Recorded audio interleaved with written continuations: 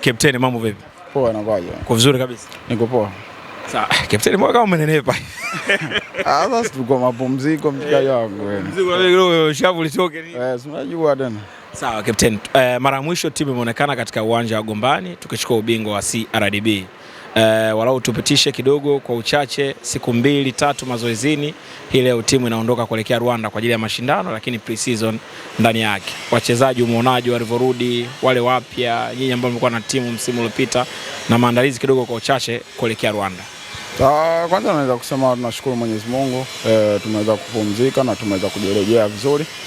Kila mchezaji yuko katika hali nzuri na tumeweza kufanya session ya kwanza ya vipimo, nadhani imeenda vizuri, na ndio maana tukajaribu kuanza mazoezi katika siku 1, 2, 3 za kuweza kuweka mili vizuri kwa ajili ya hii tournament ambayo tunaenda kucheza, na vile vile ndani ya tournament kutakuwa na pre-season kwa ajili ya msimu unaokuja.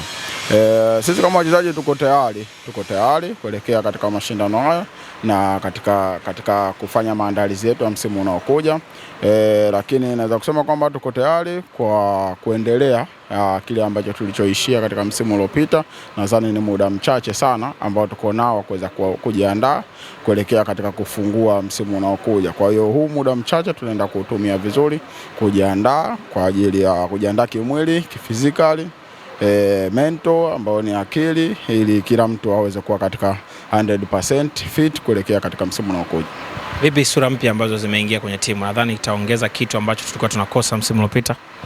Nadhani viongozi wamefanya kazi nzuri mpaka sasa hivi kuhakikisha kila lilipokuwa linaonekana pengo kuweza kujazia ili kuweza kufikia ile 100% ambayo tulikuwa tunahitaji.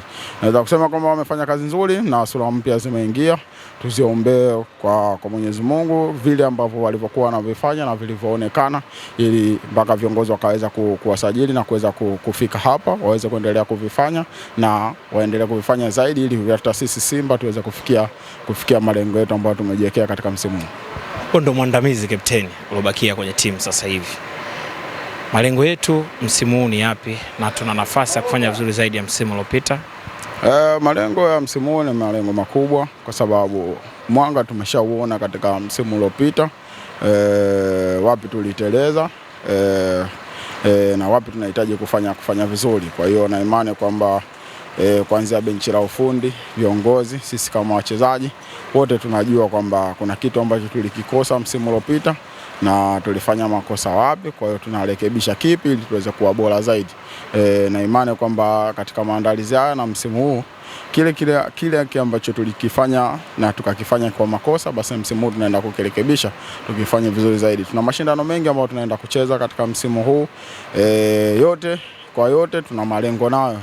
Mashindano yote ambayo tutacheza na mashindano yote ambayo Simba itakuwepo, bali tuna malengo nayo kufika katika hatua za juu zaidi. Shukrani sana. Asante sana.